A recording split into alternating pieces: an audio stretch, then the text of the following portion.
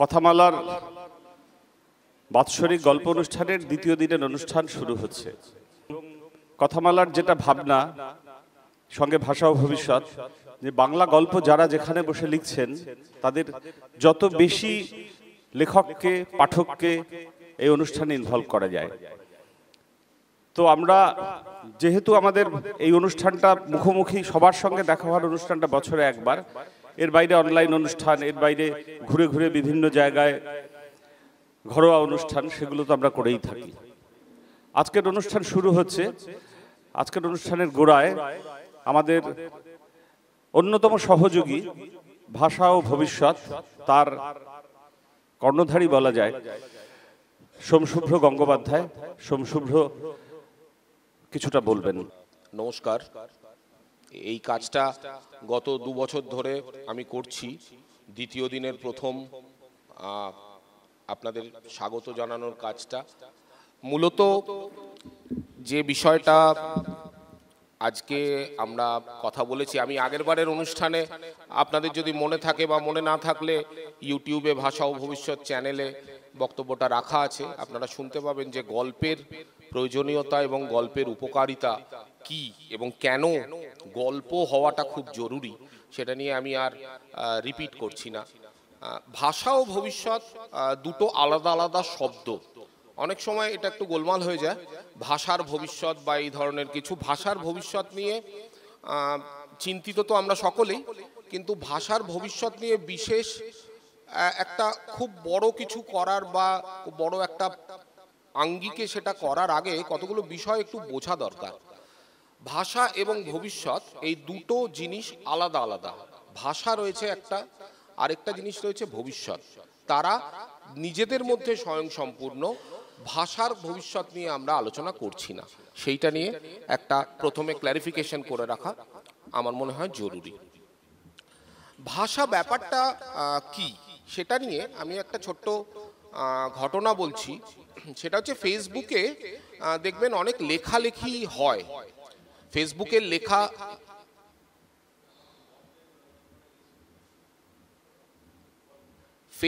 লেখা সংক্রান্ত একটা আমার বক্তব্য আছে, সেই বক্তব্যটা আমি আপনাদের কাছে রাখবো। একটু র্যাডিক্যাল বক্তব্য, যে বক্তব্যটা অনেকের ভালো না লাগতে পারে, নিজ গুণে ক্ষমা করে নেবেন। এক জায়গায় একটা আরবান একজন মহিলা, কলেজ গোয়িং একজন মহিলার সংলাপে লেখক বা লেখিকা, আমার ঠিক মনে নেই, তিনি লিখছেন বাই দ্য ওয়ে, এই শব্দটা বাংলায় লিখছেন বাই দ্য ওয়ে। তো সেখানে আমি দেখলাম যে একজন এসে মন্তব্য করছেন যে এরমভাবে ইংরেজি শব্দ দিয়ে না করাই ভালো, মানে তার একটা মতামত, ব্যক্তিগত মতামত। তো আমি জানি না আমি কেন করেছিলাম ওই কথাটা। আমি বললাম যে এই বিপদটার মধ্যে ঢুকবেন না। এই বিপদটার মধ্যে ঢুকে একটা ভাষা সর্বনাশ হয়ে গেছে। একটা তো রাষ্ট্রীয় চক্রান্ত ছিলই, কিন্তু সংস্কৃত ভাষাটা কিন্তু আর নেই এই গোঁড়ামিটার মধ্যে থেকে থেকে।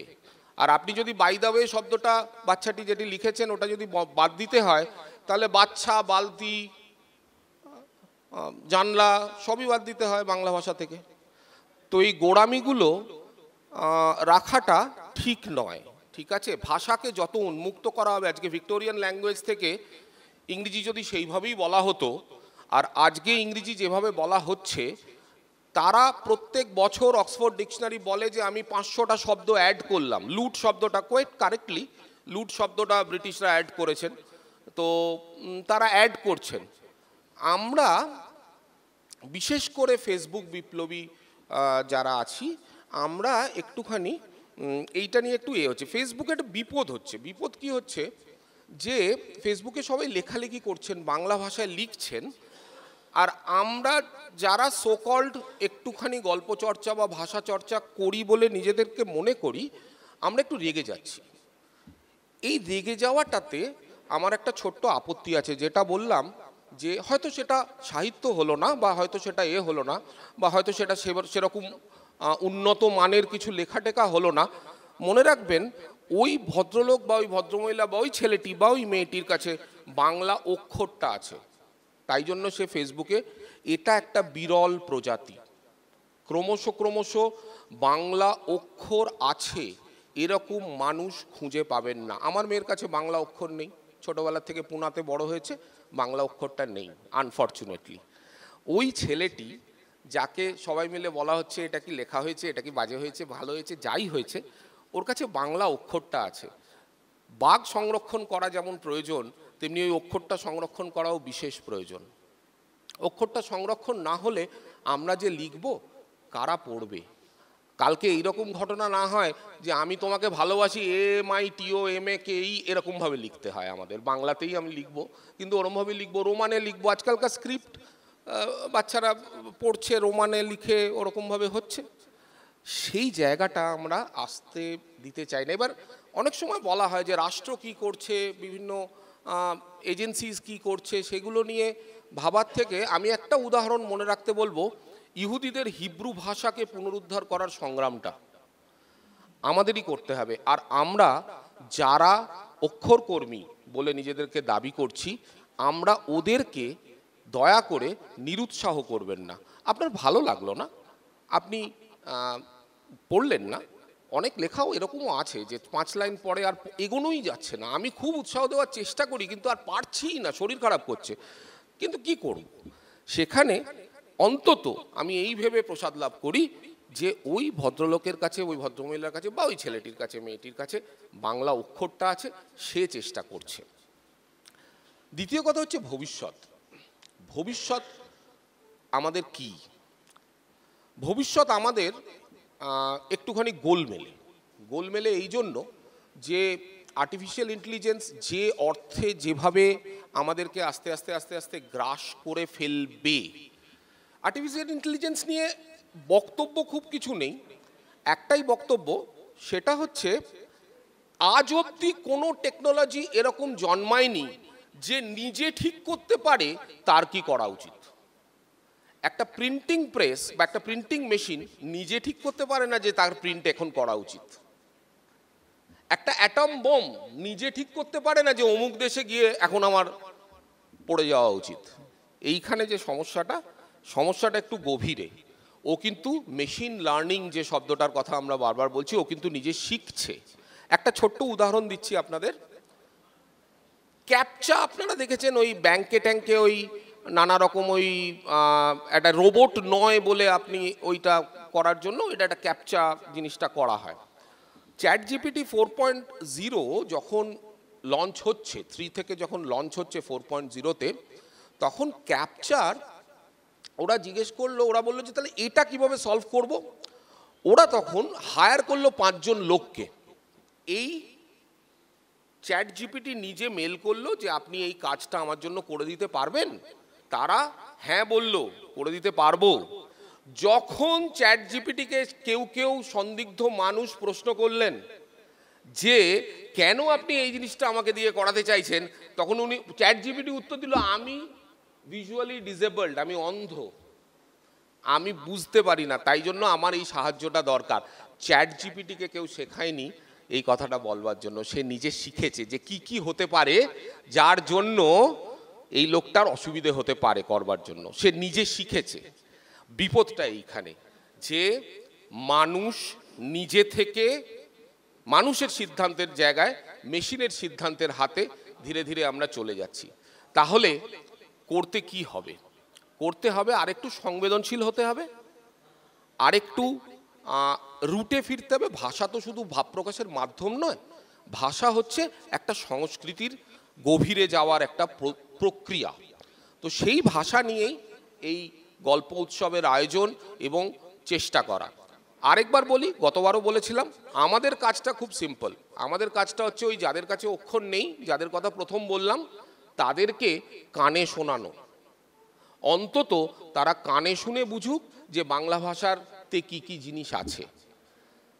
তারা, আমার মেয়ের কথা আমি বলছি, অন্যদের কথা আমি বলতে পারি না, আমার মেয়ে যেন লজ্জিত হয় সে বাংলা জানে না বলে, গর্বিত নয়। নমস্কার। সোমশুভ্র গত বছরও এমনই কিছু কথা বলেছিল যেটা আমাদের ভাবায়, যেটা নিয়ে পরেও ওর সঙ্গে কথা হয়েছে, আড্ডা হয়েছে, এরকমই ব্যাপার আর কি। অনেক ধন্যবাদ, ওকে আর কি ধন্যবাদ দেবো। আচ্ছা, এবার আমাদের অন্য অনুষ্ঠানগুলো শুরু হচ্ছে। অনুগল্প পাঠ, যারা পড়বেন তাদের নামগুলো আগে বলি, আপনারা মঞ্চে চলে আসবেন। মৌসুমী রায়, সুব্রত দেব, নিবেদিতা ঘোষ রায়, শ্রীকান্ত অধিকারী, অনিরুদ্ধ চক্রবর্তী, বিশ্বদীপ দে, সুনেত্রা সাধু, দেবাশিস রায়চৌধুরী, শুভঙ্কর সাহা, তপন রায়চৌধুরী এবং সুজাতা সাউ জাঁটি। সকলে হয়তো উপস্থিত নেই, আপনারা যারা উপস্থিত আছেন তারা মঞ্চে চলে আসুন। গল্পের আলোচনা করবেন আবেশ দাস এবং রিমি মুৎসুদ্দি। সঞ্চালক সুস্মিতা অধিকারী। পড়ছেন মৌসুমী রায়, সুব্রত দেব, নিবেদিতা ঘোষ রায়, শ্রীকান্ত অধিকারী, অনিরুদ্ধ চক্রবর্তী, বিশ্বদীপ দে, সুনেত্রা সাধু, দেবাশিস রায়চৌধুরী, শুভঙ্কর সাহা, তপন রায়চৌধুরী, সুজাতা সাউ জাঁটি। আলোচনায় আবেশ দাস এবং রিমি মুৎসুদ্দি। সমগ্র অনুষ্ঠান সঞ্চালনায় সুস্মিতা অধিকারী। আমরা অনুষ্ঠান শুরু করছি। নমস্কার। আমরা কথামালা গল্প উৎসব 2025-এর আজকে দ্বিতীয় দিনে এসে উপস্থিত হয়েছি। অনুষ্ঠান সূচি আপনাদের সকলেরই হাতে আছে। আজকে 16ই ফেব্রুয়ারি 2025 রবিবার। আমাদের সকাল 10টায় শুরু হওয়ার কথা ছিল, সেখান থেকে আমরা একটু সময় অলরেডি ব্যয় করে ফেলেছি। তাই আমরা যখন অনুগল্প পাঠ করব তখন সকলকেই অনুরোধ যেন শব্দ সংখ্যা 400-র বেশি না হয়, সময়ের দিকে যথেষ্ট নজর রাখবেন। আমরা চলে যাব সুব্রতদার কাছে। সুব্রত দেব, যিনি বিভিন্ন অনুগল্প প্রতিযোগিতায় পুরস্কৃত হয়েছেন এবং কথামালা আয়োজিত এবারে যে ছোট গল্প প্রতিযোগিতা হয়েছিল সেখানেও তিনি কিন্তু পুরস্কার জিতে নিয়েছেন। আজকে সেই পুরস্কার তার হাতেও তুলে দেওয়া হবে। আমরা শুনে নেব সুব্রত দেবের কাছ থেকে অনুগল্প। নমস্কার।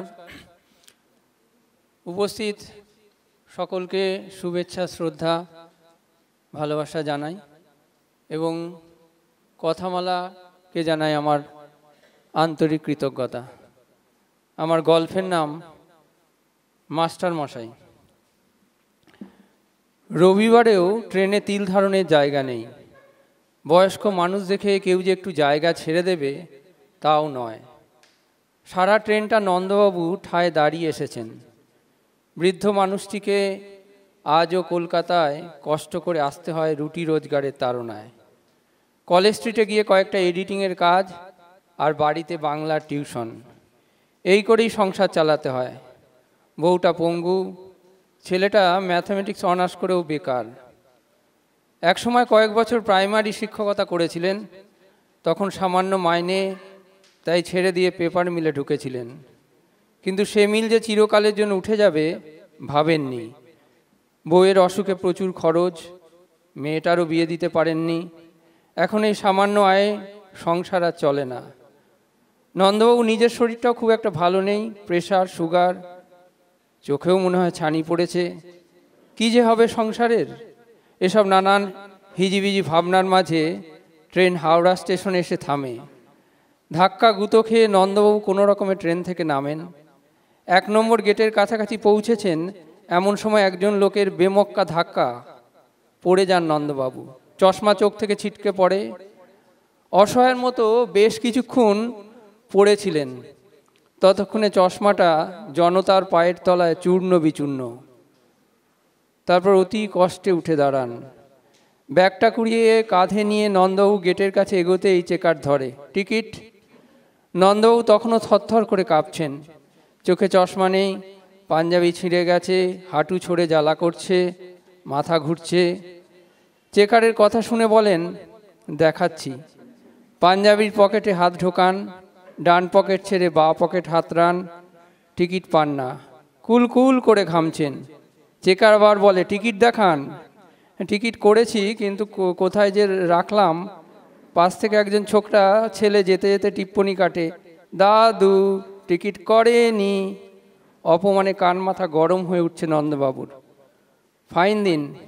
বিশ্বাস করুন, আমি টিকিট করেছি, একটু আগে ভিড়ের ধাক্কায় পড়ে গেলাম, তখনই হয়তো বাজে কথা না বলে ফাইন দিন, না হলে সঙ্গে চলুন। সঙ্গে মাত্র 50 টাকা। এখন তিনি কি করবেন? শেষে অত্যন্ত হতাশ হয়ে বলেন, ঠিক আছে, কোথায় নিয়ে যাবেন? নিয়ে চলুন। দূর থেকে অনেকক্ষণ ধরে ঘটনাটা নিরীক্ষণ করছিল অন্য একজন চেকার। হঠাৎই সে ছুটে আসে নন্দবাবুর কাছে। কমলদা, কি হয়েছে? আর বলো না মধু, ইনি টিকিট কাটেননি। যতবার বলছি টিকিট দেখান, ততবারই বলছেন টিকিট কেটেছি, খুঁজে পাচ্ছি না। ওনাকে ছেড়ে দিন, ফাইন আমি দিচ্ছি। সে কি, তুমি? হঠাৎ করে দ্বিতীয় চেকার নন্দবাবুকে প্রণাম করে। এ কি করছেন? আমাকে প্রণাম করছেন কেন? মাস্টারমশাই, আমি মধু। পাঠশালায় আপনার সবচেয়ে দুষ্টু ছাত্র মধুসূদন। সেই যে নপাড়া ভাঙাগড়া প্রাথমিক বিদ্যালয়। মুহূর্তে নন্দবাবু ফিরে যান প্রাইমারি মাস্টারি সেই দিনগুলিতে। তারপর অনেক কষ্টে মাথা তুলে মধুসূদনের দিকে তাকিয়ে বলেন, তুমি সেই মধু? হ্যাঁ মাস্টারমশাই। মধুসূদন, আজ তুমি বড় অসম্মানের হাত থেকে আমায় বাঁচালে। তবে জানো, আমি টিকিট করেছি। থাক না মাস্টারমশাই। আচ্ছা বাবা, চলি। মধুসূদন এরপর ঘুরে এগোতেই পায়ের সামনে একটা কাগজ নজর পড়ে। তুলে দেখে চন্দননগর থেকে হাওড়া, আজকের টিকিট। মধু সামনে তাকিয়ে দেখে দূরে ভিড়ে হারিয়ে যাচ্ছে একজন পক্ককেশ, নন্দবাবু, তার মাস্টারমশাই। নমস্কার। সত্য হোক বা মিথ্যা, আমাদের কল্পনা হোক বা স্বপ্ন, বা হোক না সেটা বাস্তব, জীবনের ছোট ছোট মুহূর্তগুলোকে কলমে বন্দি করে রাখাই যাদের কাজ, যারা অনুগল্প, গল্প, প্রবন্ধ, বড় গল্প এসব নিয়েই থাকেন, সে সকল বিশিষ্ট সাহিত্যিকদের সমাবেশে আজকের কথামালায় আমরা একটি অনুগল্প শুনে নিলাম। এখন আরও একটি অনুগল্প শুনব আমরা নিবেদিতা ঘোষ রায়ের কাছ থেকে, যিনি একজন বিশিষ্ট সাহিত্যিক। একাধিক বই আছে, অনেক ছোট থেকেই তিনি লেখালেখির প্রতি আগ্রহী। আমরা সকলেই জানি তার লেখা পাঠক মহলে বিশেষভাবে সমাদৃত। আমরা অনুরোধ করব নিবেদিতা ঘোষ রায়কে তার অনুগল্পটি পাঠ করার জন্য। নমস্কার। আচ্ছা, আমি প্রথমেই বলি, আমি কিন্তু খুব একটা লেখক টেখক নই। পাকে-চক্রে দুটো বইটই হয়ে গেছে বটে, আমার কোনো পুরস্কারও নেই, আর আমি নিজেকে এন্টারটেনার বলেই মনে করি। এই যে সার্কাসের তাঁবুতে দেখা যায় না যে 52 সেকেন্ডে ফটফট করে পৃথিবী পরিক্রমণ হচ্ছে গোলকের মধ্যে, বেটে বেটে হাত পা নিয়ে কিছু কিছু মানুষ ঢুকছে, অপমান ভাঙিয়ে হাততালি পাচ্ছে। আমি মনে করি লেখকের জার্নিটাই তার পুরস্কার, তার বই, তার সব কিছু। এবং 2-4 কলম অপমান, 2-4 কলম সাসপেন্স, 2-4 কলম থ্রিলার ইত্যাদি ভাঙিয়ে লেখকের জীবন চলে। তারপর লেখককে পেছনে সব কিছু ফেলে আবার চলে যেতে হয়। সেখানে বই হলেই বা কী হয়, না হলেই বা কী হয়, পুরস্কার হলেই বা কী হয়। সুতরাং এইসব আমার কিন্তু নেই। আমার গল্পটির নাম হচ্ছে গানের নদী। 2-2.5 বছর তখন, আবছায়া স্মৃতি, অফিস ছুটির দুপুর, আধো অন্ধকার ঘর নীলচে হয়ে আছে, জানলায় মায়ের শাড়ি কাটা পর্দা, মেয়েকে ঘুম পাড়াচ্ছে বাবা। বাইরে ঝাঁঝালো দুপুর, একটু একটু হাওয়ায় উঠছে পদ্মা। বাবা গান গাইছে দিনের শেষে ঘুমের দেশে, ঘুমটা পড়া ওই ছায়া। ওরে আমায় নিয়ে যাবি কেড়ে দিনও শেষের শেষ খেয়ায়। দিন শেষের খেয়া শুনে কেঁপে উঠছে অবোধ প্রাণ, অজান্তে ঘুমো ঘোরে মুঠি বন্ধ হচ্ছে। ছাদে রোববারের দুপুর, বাবা কেটস খড়ি করছে। দূর শূন্যে উড়ে যাচ্ছে চিল, মেঘ শূন্য তপ্ত আকাশ। বাবা গাইছে নামিয়ে মুখ, চুকিয়ে সুখ, যাবার পথে যায় যারা, ফেরার পথে ফিরেও নাহি চায়। তাদের পানে ভাঁটার টানে যাব রে আজ ঘর ছাড়া। পাঁচিরের ধারে ন্যাড়া মাথায় মেয়ে, বয়স 5 হলো এখন, সদ্য বিশুর দোকান থেকে চুল ফেলে এসছে। অধীর উত্তেজনায় সে ছুটে আসে, এ কথার মানে বোঝার বয়স নেই। আকুল অবোধ যন্ত্রণায় সে দেখে ধুধু মাঠের শেষ আলপথ বেয়ে কে যেন চলে যাচ্ছে দিগন্তের দিকে। মেয়ে কেঁদে বলে, কখনো বুড়ো হবে না। অত খালি ফাঁকা নিঃস্ব মধ্যাহ্নে তার ঘোর জ্বর আসে, তড়কা হয়। সারা বিকেল ধরে মাথায় জল ঢালে সন্ধ্যা পিসি, কারা যেন ফিসফাস করে দরজায় দাঁড়িয়ে।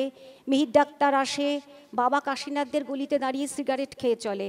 জানলায় হেমন্তের বিকেল, ছাতারে পাখিদের চেঁচামেচি, কৌতূহলী চড়াইয়ের উঁকি ঝুঁকি।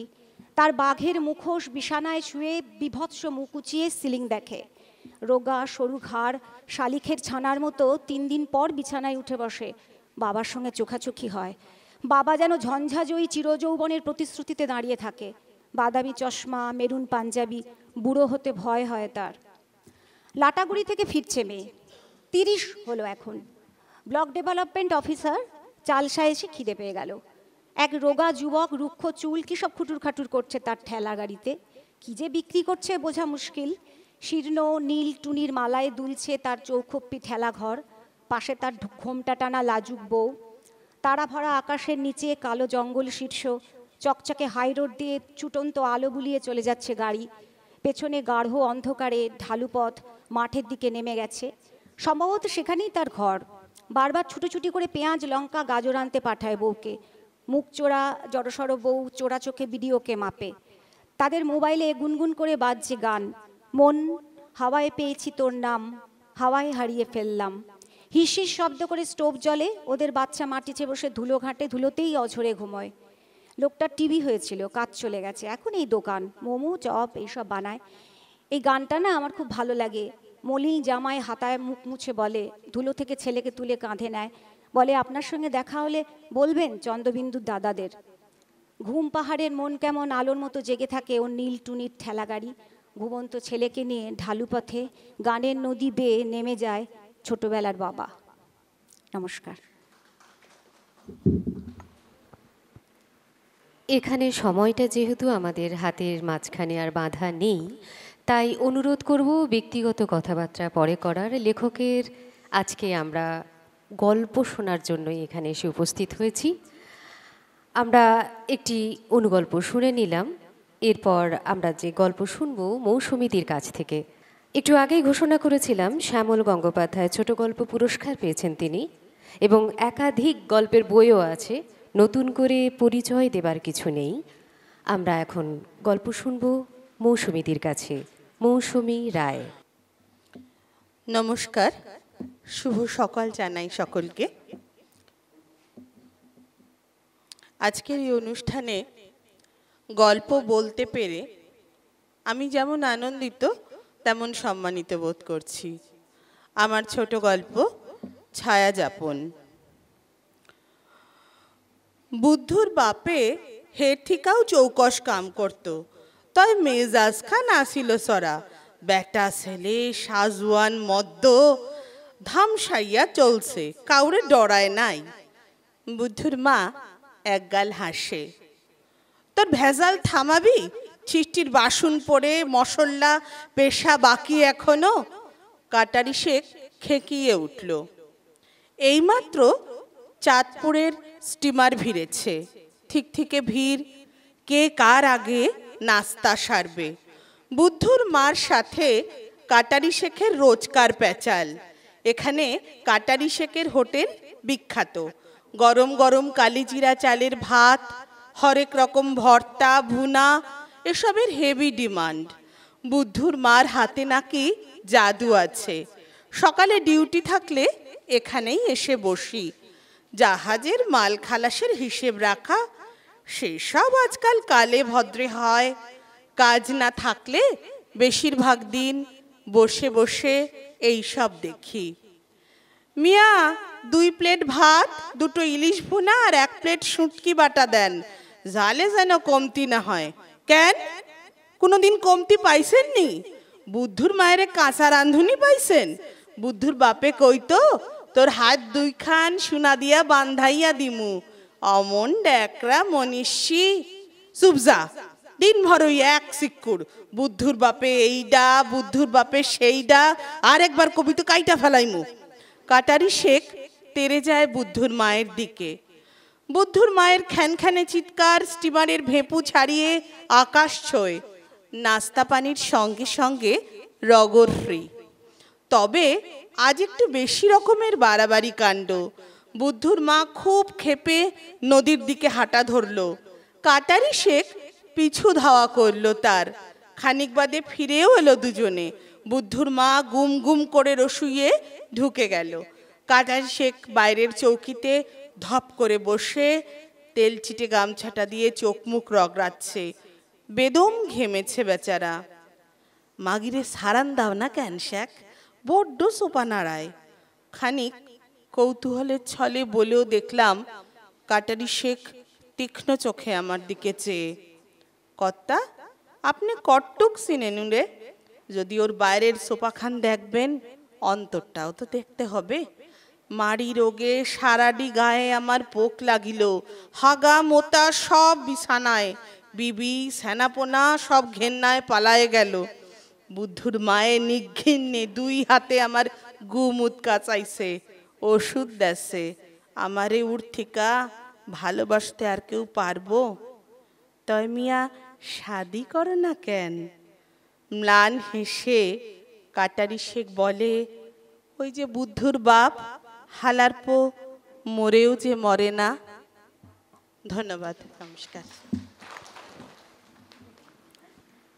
মানুষের জীবনের কত রকমই না ঘটনা ঘটে, কত সময়, কত অসময়। মানুষ চায় আরও একজন মানুষকে কথা বলতে, পরশ পেতে, সঙ্গী হিসেবে। আমরা মানুষরা ঠিক মানুষের সঙ্গই পাই না প্রকৃতিকেও চায়? কত কথা, কত জটিল ভাবনা চিন্তা। এসব ভাবনা চিন্তাকে খুব সুন্দর করে যারা রূপ দেয় তারাই তো সাহিত্যিক। যেখানে কোনো মানুষের ভেদাভেদ থাকে না, সকলের মনের কথা বলে দিতে পারে তাদের কলম। এরকমই আরও একজন গল্পকারকে আমরা পেয়েছি, শ্রীকান্ত অধিকারী, যিনি প্রত্যন্ত মানুষের কথা বেশি লেখেন, যার একাধিক লেখা আমরা পড়ছি বিভিন্ন পত্রপত্রিকায়, এবং তিনি পুরস্কারও পেয়েছেন আটচালা গল্প স্বল্প কথা থেকে। এখন আমরা চলে যাব তার অনুগল্পে। এখন শ্রীকান্ত অধিকারী। উপস্থিত শ্রদ্ধেয় গল্প প্রেমীদের আমার সশ্রদ্ধ নমস্কার এবং আমার ভালোবাসা, স্নেহ। আমার গল্পের নাম কলিং বেল। প্রথমে ঠক ঠক, তারপর আবার ঠক ঠক ঠক। ব্যাস, তার মানে বুড়োটা এসেছে। প্রথমে দুবার, তারপর তিনবার ঠক ঠক ঠক। এই হলো সংকেত। সংকেত বলো, ইশারা বলো, আর সূত্রই বলো, এই ফর্মুলাতেই টানা 25 বছর সংসারের অঙ্কটা কষা চলছে। শুধু চলছে নয়, দৌড়চ্ছে। আসলে ব্যাকরণ সম্মত বলতে গেলে বলতে হয় চলছিল। এই মাত্র কালের পরিবর্তন ঘটে গেল। দমকা হাওয়ার মতো একটা ঝটকা মেরে দোতলার জানলা থেকে উঁকি দিয়ে পিলে চমকানি গলায় বলল, তখন থেকে ঠাক ঠাক ঠাক ঠাক করেই যাচ্ছ, বায়ুস্তে গেছো নাকি? একটু সবুর করতে পারো না? মাথা ভর্তি বাজারের ব্যাগ দুটো নামিয়ে স্কুল থেকে অবসর নেওয়ার অতিকান্ত বাথরুমের হাত পা ধুয়েছে কি ধুইনি আদুরি কাঁইমাই করে ওঠে।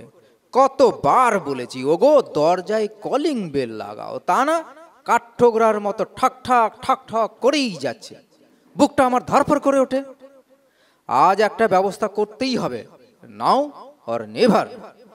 বুঝলাম গিন্নি সত্যি খুব রেগে গেছে, না হলে ইংরেজি ছাড়তো না। কি করব ভাবছি, ওদিক থেকে শেষ ডেলিভারিটা চলে আসে। আজ যদি না লাগাও, তোমার একদিন কি আমার একদিন। ব্যাস, হয়ে গেল, সব সম্পর্ক শেষ। 25টা বছর তরঙ্গায়িত জলে হাবুডুবু খেয়ে কোনো রকমে ভেসে আছি আর কি। তার মাঝে আবার পশ্চিমী ঝঞ্ঝা। রতিকান্ত মনে করে আমরা যারা সংসার করি সবাই এক একজন মার্কো পোলো কিংবা ভাস্কো দা গামা। বেশ কায়দা করে হেলে দুলে বরকা বরকা ঢেউকে পরাস্ত করে বেঁচে পড়তে আছি। সত্যিই বটে। আদুরির সঙ্গে ঘর করা 25 বছর, বাড়ি করা 11 বছর। সবই হলো 3টে রুম, বড় ডাইনিং, ছাদে 2টো রুম, তার উপরে ঠাকুর ঘর, সাদা ধপধপে পাথর, সব ঝিঙ্কি ঝিনাক। শুধুমাত্র কলিং বেলটাই লাগানো হয়নি, আসলে লাগানোর গরজও তেমন পায়নি। দোকানে আসেনি, যা ভুলে গেছি, কি গান নেবে বলো, এই সব করে 11 বছরের ক্যালেন্ডার উল্টে গেল। ভেবেছিল আর কটা দিন এমনি করে ঠিক পার করে দেব। কলিং বেল মানে তো মন্দিরের ঘন্টা, যে কেউ এসে যখন তখন বাজিয়ে যাবে, পাড়ার ছেলেগুলো বারবার ছুঁয়ে ছুঁয়ে দেখবে আর প্যাঁ পুঁ করে ঘর মাত করে দেবে, সারাদিন কান ঝালাপালা। তার তুলনায় এই বেশ ভালো আছি। পাশের ঘরের দরজাটা দরম করে বন্ধ হতেই রতিকান্ত 63 বছরের ধুকপুকিটা চমকে ওঠে আর নিজের প্রতি ভরসা না করে ছোটে ইলেকট্রিকের দোকান পানে। হুড়কো একেই বলে, যে কাজটা 10 বছর ধরে হচ্ছিল না, মাত্র আধ ঘন্টার মধ্যেই কমপ্লিট। ইলেকট্রিকের ছেলেটা পিট করে সুইচ অফ অন করে শুনিয়ে দেয়, ওং জবা কুসুম শঙ্কাশ্যপং মহাদূতিম কিংবা অন্য মন্ত্র ওং ভূর্ভুবস্য তৎসবিতুর। বেশ একটা অবাক লাগছে। ঘর তো নয়, যেন মন্দির। কানের কাছে বউ এসে মুচকি হেসে বলল, এই তো লক্ষ্মী সোনা, কেমন সুন্দর লাগিয়ে দিয়েছ। বউকে ভালোবাসে যে দরজায় কলিং বেল লাগাই সে, শোনোনি? যাও তুমিও না, ওটা কলিং বেল নয়। আদুরি নতুন বউর মতো ফিক করে হেসে চলে যায়। এরপর সকাল থেকে সন্ধে অবধি ব্যালকনিতে ঝুঁকে ঝুঁকে পেপারবালা, দুধবালা, সবজিবালা, কত বালা এলো, সবাইকে চেঁচিয়ে চেঁচিয়ে বলে, কি চেঁচাচ্ছ গো, কলিং বেলটা আছে দেখতে পাচ্ছ না, বাজাও বাজাও, বেল বাজাও। সময়ে সব সয়ে যায়, অনভ্যাসেও অভ্যাস পরিণত হয়। কিন্তু কথায় আছে না, স্বভাব যায় না মূলে। আফটার রিটায়ারমেন্ট বাড়ির বাইরের কাজকর্ম রতিকান্তই করে। ছেলে বউ নিজের নিজের কাজে ব্যস্ত। সেদিন সকালে শাকসবজি, মোচা, লাউ, কুমড়োতে ব্যাগ দুটোর পেট ফুলিয়ে টোটো করে ঘরে ঢুকতেই মারলো দরজায় টোকা। প্রথমে ঠক ঠক, পরে আবার ঠক ঠক ঠক, 3 বার। আর তখনই সিঁড়ির জানলা ফাঁক করে সেই আদুরে মুখটা পচা আদার মতো করে বলে, কলিং বেলটা টিপতে পারো না, হাতে কি তোমার ঠুটো হয়েছে? বুড়ো বয়সের মাড়ি চুতো লম্বা দাঁতগুলো বের করে দুটো হাতে ঝোলানো দুটো ব্যাগ দেখায়। কিছুক্ষণ পর আবার সেই মাংসলো লেদা শরীরটাকে সিঁড়ি বেয়ে নামাতে নামাতে কোনো রকমে দরজা খুলে আদুরি ঝাঁঝিয়ে ওঠে, সভ্য আর কবে হবে, 3 কাল গিয়ে তো 1 কাল ঠেকেছে, কলিং বেলটা টিপতে কি ইয়ে হচ্ছে? সবজি ভরা ব্যাগটা নিতে যেই উনি ঝুঁকেছেন, অমনি পুরনো কায়দায় কান ঝুঁকিয়ে ওনার ঝুলে পড়া গালে রতিকান্ত শুকনো গাল ঠেকিয়ে গদগদ হয়ে বলে, বেলটা না হয় ওই ছেলেমেয়েরাই বাজাক, আমার আদুরিকে আদর করে ডাকার জন্য দরজায় এই ঠকঠকই থাক, কি বলো? তাতে তোমার আমার ইশারাটা তো থাকবে, 25 বছরের ইশারা। আদুরি ওর কোঁচকানো বড়ি নাকটাকে আরও খানিক কুঁচকে মুখ ঝামটা দেয়, নে কু, নমস্কার।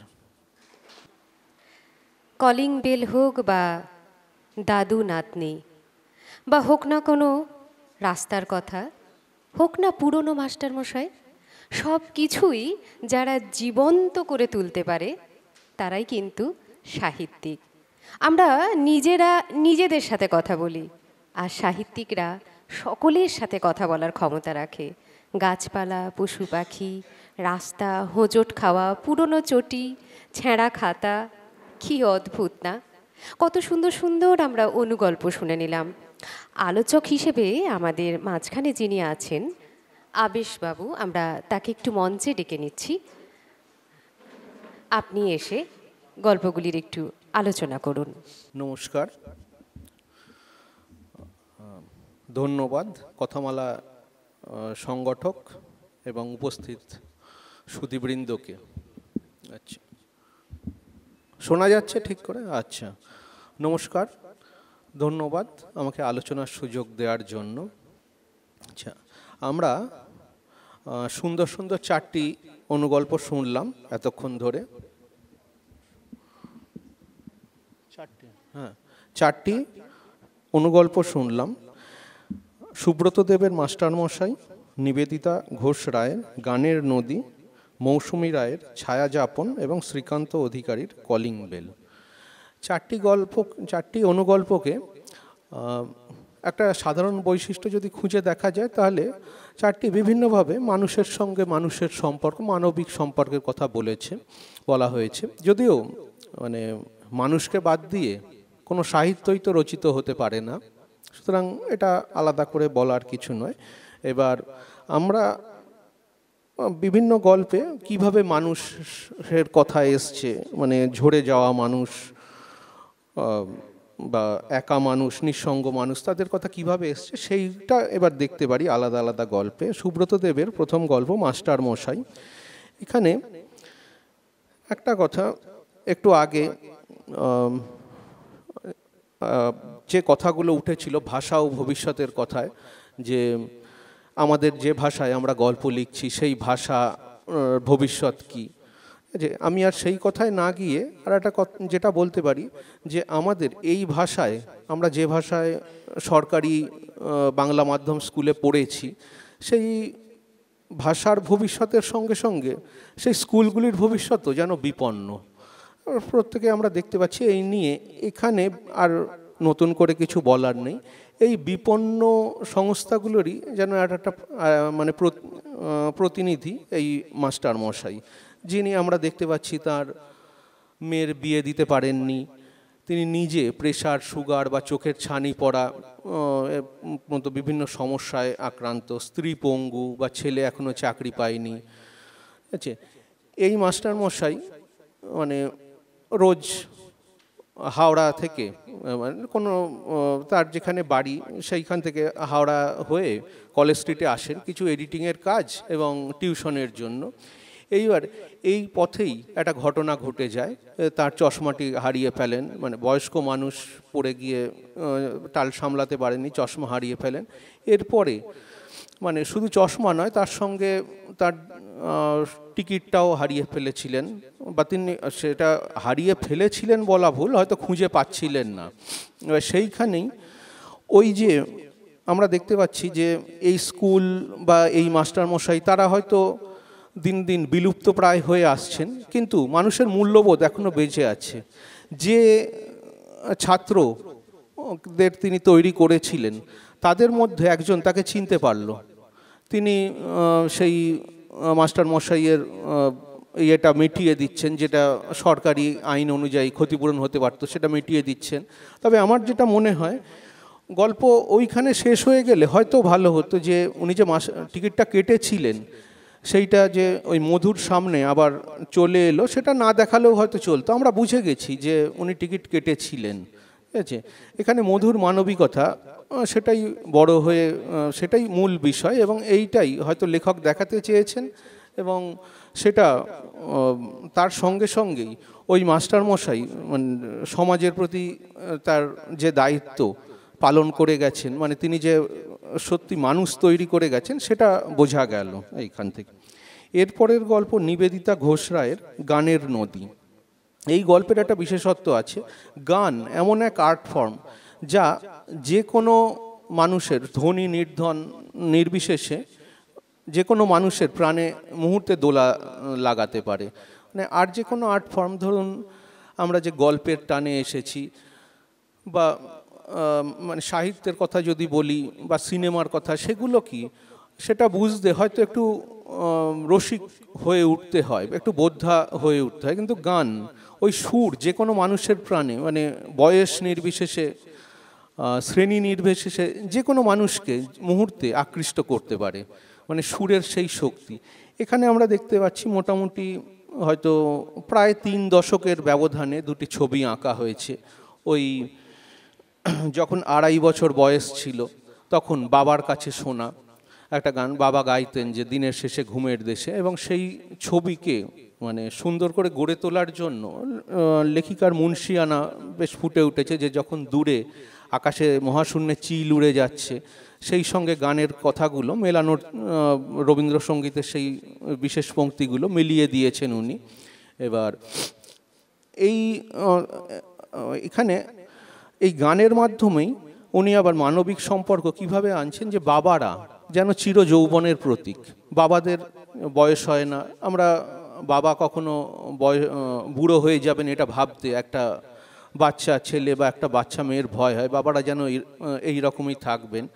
এইবার সেটা তো হয় না, সময়ের সঙ্গে সঙ্গে সকলকেই কালের নিয়মে বৃদ্ধ হতে হয়, কিন্তু বাবারা সত্যিই বুড়ো হন না। বাবারা মানে আমার বাবা বুড়ো হতে পারেন, কিন্তু আমি পৃথিবীর অন্য কোথাও যাই, হয়তো লাটাগুড়ি থেকে ফেরার পথে আমি দেখতে পাবো যে অন্য এক বাবা, সে হয়তো তার চাকরি চলে গেছে, সে তার কন্যার ভরণ পোষণের জন্য আবার দোকান দিয়েছে, ঠিক আছে। এইরকম পৃথিবীতে বাবারা বেঁচে থাকবেন, ঠিক আছে। মানে আমার বাবা যেরকম মায়ের শাড়ি কেটে জানলার থেকে রোদ আড়াল করার জন্য জানলায় আবরণ দিতেন, ঠিক আছে, তার মানে সেখান থেকে একটা অর্থনৈতিক অবস্থা ফুটে উঠছে। ঠিক সেই রকম এই বাবাও, ঠিক আছে, একইভাবে হয়তো অন্য কোনো পরিবেশ, গানের কথাগুলোও বদলে গেছে, কিন্তু সেই বাবা তাকে মানে চিরকাল অনেক দেশে অনেক রূপে খুঁজে পাওয়া যাবে। এই গল্পটির জন্য মানে আমি লেখিকাকে বাহবা দেব তার মুন্সিয়ানার জন্য। এরপরের গল্প মৌসুমী রায়ের ছায়া যাপন। এটা একটা অদ্ভুত গল্প, মানে মানুষের সঙ্গে মানুষের সম্পর্ক, তার জটিলতা এইখানে বেশ সুন্দর ফুটে উঠেছে। কিভাবে এই বুদ্ধুর মা, সে ছায়া মানে একটা ছায়ার মধ্যে চিরকাল রয়েছে, মানে তার মৃত স্বামী যে বুদ্ধুর বাবা, তাকে ভুলতে পারছে না। বুদ্ধুর বাবা এই করতেন, বুদ্ধুর বাবা ওই করতেন, ঠিক আছে। তার মানে বোঝা যাচ্ছে যে বুদ্ধুর বাবা তার আজও মানে তার জীবন জুড়ে রয়েছেন। আশ্চর্য ব্যাপার, এই বুদ্ধুর মাই আবার কাটারি শেখ বলে যে আমার নিজের স্ত্রী, যখন মহামারীতে পড়লাম, আমার নিজের স্ত্রী, আমার আত্মীয়রা আমাকে ছেড়ে চলে গেল, কিন্তু এই বুদ্ধুর মা, ওর থেকে বেশি আমাকে কে ভালোবাসে, ওই আমার সেবা করেছিল, রক্ষণাবেক্ষণ করেছিল, ওর জন্যই আজও বেঁচে আছি। সেই জন্য মানে তাকে আমি কাজ থেকে তাড়াতেও পারি না। যে আশ্চর্য ব্যাপার, মৃত স্বামীকে মনে রেখেও অন্য একটি মানুষকে মানে তাকে সর্বস্ব দিয়ে ভালোবাসা, মানে মানুষের সঙ্গে মানুষের সম্পর্ক এই রকমই অদ্ভুত রহস্যময়। মানে তারপরেও মৃত অতীত স্বামীর ছায়ার মধ্যে দিন কাটিয়ে দেয়া যায়। মানে এই যে রহস্যময়তা সম্পর্কের, এটা খুব সহজে কয়েক কথায় ফুটিয়ে তুলেছেন। মানে এই গল্পটি এই জন্যই আমাদের অনেক দিন মনে থাকবে। এর পরের গল্প হচ্ছে শ্রীকান্ত অধিকারীর কলিং বেল। এও এক আশ্চর্য গল্প।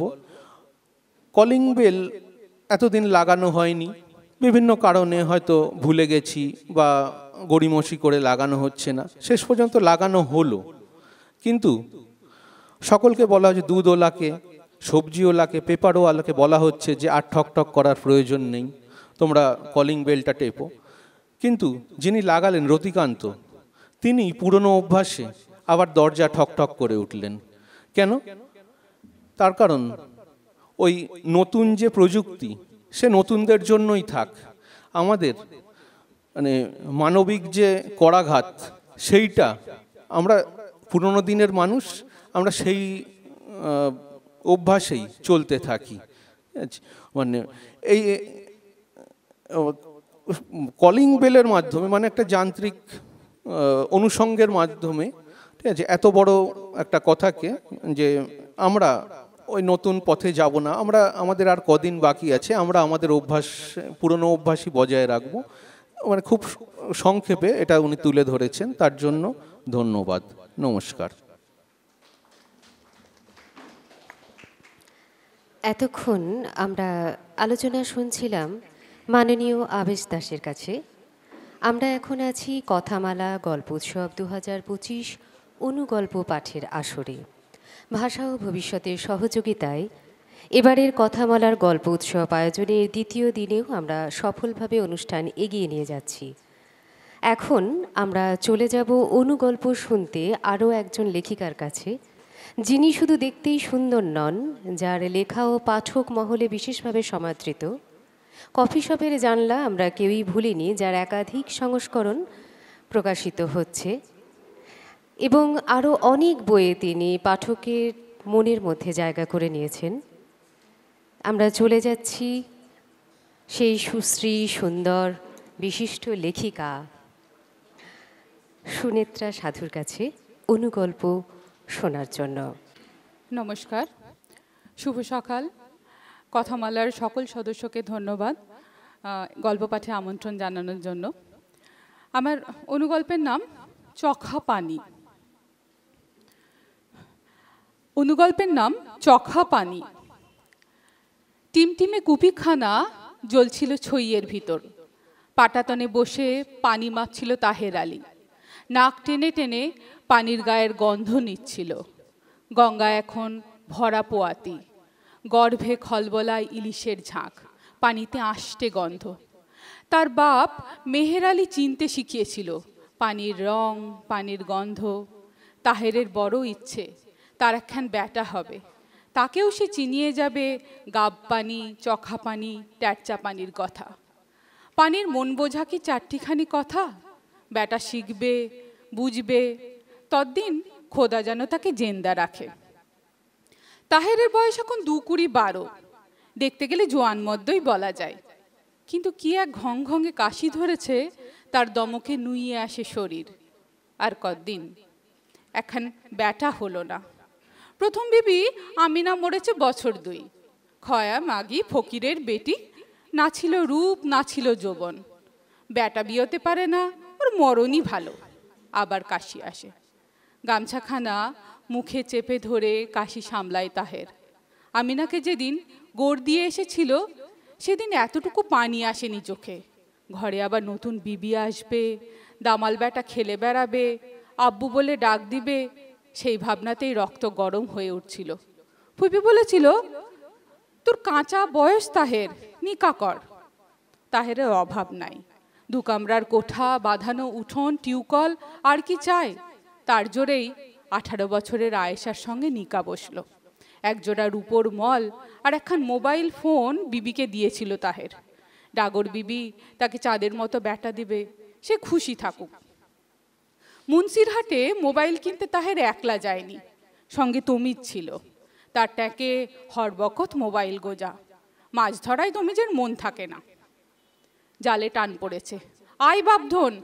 তাহের আলীর ডাক শুনে মোবাইল রেখে ছইয়ের ভিতর থেকে বেরিয়ে আসে তমিজ।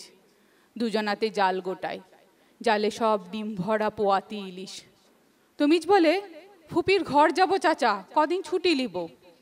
ভোর রাতে বিছানায় গা দিলে পেছন ফিরে শোয় আয়েশা। তাহের ঘুমের ভানে পড়ে থাকে। বিবি মোবাইলে আশনাই করে। সকাল হলে ইলিশ নিয়ে হাটে বসবে তাহের। বাজার আগুন, তাই ডিম ভরা ইলিশ। 2টো পান্তা হাপুস হুপুস শব্দে খেয়ে নিচ্ছিল। আয়েশা বলে, আমি বাপের ঘর যাব। কটা চড়াই পাখি উঠোনে ধান খুঁড়ছিল। পাশের ঝুড়িতে রাখা ডিম ভরা ইলিশের বাঁশ ভাসছিল বাতাসে। সেদিকে তাকিয়ে তাহের বলে, তোর গা নোনা জলের দেশে, যা। যখন ফিরবি ডিম ভরা ইলিশের মতো ফিরিস। খোদার কসম, কাউরে বলবো না। আমার একটা ব্যাটা হবে, আমি তাকে চেনাবো গাব পানি, চখা পানি, ট্যাটচা পানি। আয়েশা বাঁশের খুঁটিতে হেলান দিয়ে শোনে, চোখে পানি। দাওয়ায় বসে সেই পানি মাপে তাহের আলী। নমস্কার। মানুষের চাওয়ার কোনো শেষ নেই। যেমন ভালোর কোনো সংজ্ঞা হয় না, আর মানুষের মনই খুব জটিল। তাই তারা নিজেদেরকে কখনোই একটা জায়গায় খুশি করে রাখতে পারে না। খুশির বাঁধন বাড়িয়েই চলে নিজের অজান্তে। এবং মানুষের মনের এই জটিলতাগুলোকে কেউ কেউ বুঝতে পারে, কেউ কেউ লিখতেও পারে। এরকমই মানুষের মনের জটিলতা, সুখ, দুঃখ এবং মুহূর্ত যাপনগুলিকে যিনি সুন্দরভাবে তার কলমে ধরতে পারেন, সেরকমই এক লেখককে আমরা পেয়েছি, দেবাশিস রায়চৌধুরী মহাশয়কে, যিনি একধারে গল্পকার, প্রাবন্ধিক এবং সাধারণ মানুষের অধিকার নিয়েই তার কাজ এবং ভাবনা। দেবাশিস রায়চৌধুরীর কাছে। নমস্কার। প্রথমেই কথামালাকে আমার আন্তরিক শুভেচ্ছা। সীমান্ত শহর থেকে এই মঞ্চে আমাকে ডেকে গল্প পড়ার সুযোগ করে দেওয়ার জন্য। ভাষা আমাদের আপন হোক আরও, আমাদের যাপন হোক, ভবিষ্যৎ সুন্দর হোক। গল্পে চলে যাচ্ছি। গল্পের নাম রূপান্তর। একটা প্রাচীন চার্চের ছবি তোলার জন্য এই শহরে সে এসেছে। এখানে বহু বছর আগে নীল চাষ হতো। জঙ্গলের মধ্যে নীলকর সাহেবদের তৈরি ভাঙাচোরা একটা চার্চ এখনো আছে। ধর্মস্থানের ইতিহাস, ছবি সংগ্রহ তার নেশা এবং পেশাও। আজ সকালে স্টেশনে নামার পর তার পার্স পিকপকেট হয়ে গেছে। তার মন খারাপ, তাই আকাশ মেঘলা। তার জীবনে কিছু অদ্ভুত ঘটনা হামেশাই ঘটে। যেমন তার মন খারাপ হলে আকাশে মেঘ জমে, আবার যখন সে খুশি হয় তখন প্রজাপতি উড়ে আসে। যদিও সে ছাড়া এগুলো চারপাশের মানুষজন বুঝতে পারে না। বিকেলে চার্চে যাওয়ার জন্য তৈরি হলো। আলো কম, আজ ছবি হবে না, তবু জায়গাটা দেখে আসা দরকার। হোটেলের লবিতে সুন্দরী রিসেপশনিস্ট তার দিকে তাকিয়ে মিষ্টি হেসে সন্ধ্যার আগে ফিরে আসার পরামর্শ দিল। প্রত্যুত্তরে সেও হাসল। দরজা দিয়ে বেরোনোর সময় দুটি প্রজাপতি হোটেলের ভিতরে উড়ে গেল। সে দেখল রিসেপশনিস্ট অবাক হয়ে প্রজাপতি দুটোকে দেখছে। টোটো চালক তাকে জঙ্গলের সামনে নামিয়ে দিল। সে হাঁটতে শুরু করলো। কিছুক্ষণ পর চার্চের চূড়া দেখা গেল। সরু পায়ে চলা পথ। সে এগোতে থাকলো। হঠাৎ পিছনে বাইকের হর্ন। বাইকের সওয়ারি তিনটি ছেলে। তারা পাশ কাটিয়ে চার্চের দিকে গেল। কিছুটা হাঁটার পর সে দেখলো তিনটে বাইক স্ট্যান্ড করা, কিন্তু ছেলেগুলো নেই। হঠাৎ পিছন থেকে কেউ তার মুখ চেপে ধরলো। ক্যামেরা সহ হাত দুটো মুচড়ে পিঠের দিকে নিয়ে গেল কেউ। সে ভাবছিল কয়েক লাখ টাকার ক্যামেরাটাও আজ গেল। তার ভাবনায় ভুল ছিল। মুহূর্তের মধ্যে তার কুর্তি দুটুকরো হয়ে উড়ে গেল পাশের গাছে। স্রেফ ব্রা এবং লেগিংস পরা অবস্থায় ছেলেগুলো তাকে চার্চের ভেতরে টেনে নিয়ে গেল। মেঝেতে ত্রিপল বিছানো, ছড়ানো মদের বোতল। একটা ছেলে তার লেগিংসের মধ্যে হাত ঢুকিয়ে চিৎকার করে উঠল, আহা, কাঠবিড়ালি মাইরি।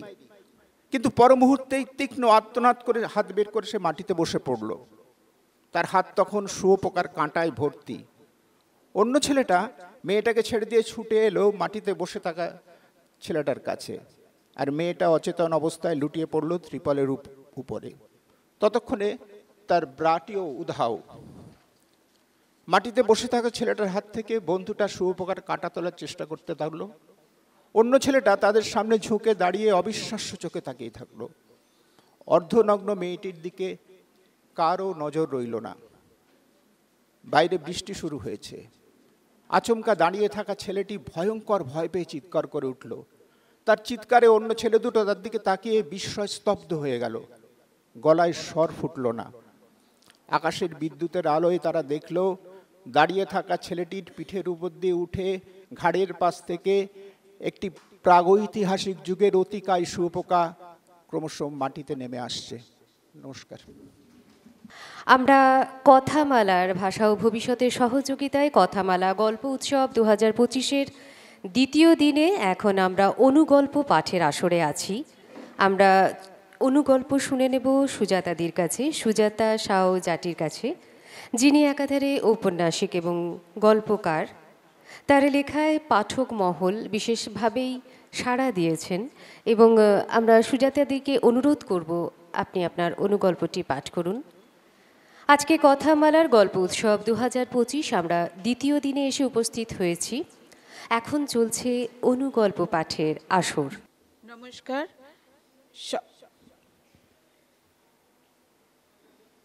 সকলকে শুভেচ্ছা জানাচ্ছি।